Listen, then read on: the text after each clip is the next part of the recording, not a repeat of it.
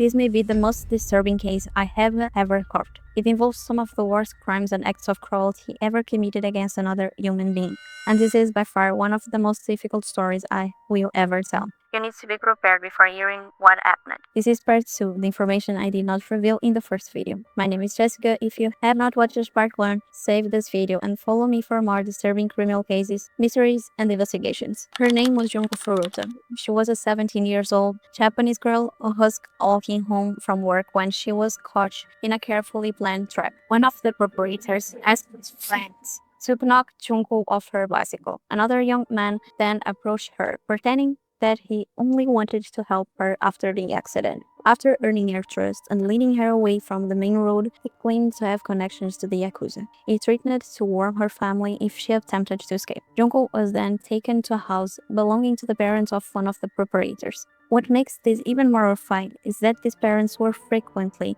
inside the house. They reportedly knew what was happening, but because they were afraid of their own son and his connections to local gangs, they remained silent and allowed the cruelty to continue. Inside that house, 4 primary perpetrators turned Junko's life into hell on earth. And that is not an exaggeration. They forced Junko to call her own parents and tell them that she was safe and that they did not need to search for her. Her own voice was used to conceal the crime. During the 44 days she was held captive, the cruelty reached almost unimaginable levels. The perpetrators invite friends, acquaintances, and members of local gangs to the house. It is estimated that Junko more than 400 times, approximately 109.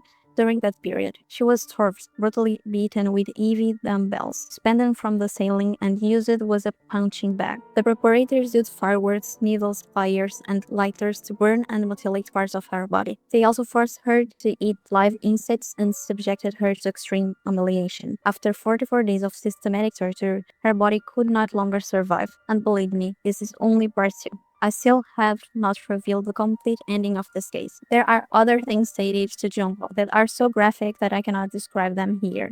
Try to imagine the worst thing possible. Now multiply it by 10 or even by 100, and it still would not come close to what she endured. Tell me in the comments, what part of this case made you feel the most outraged?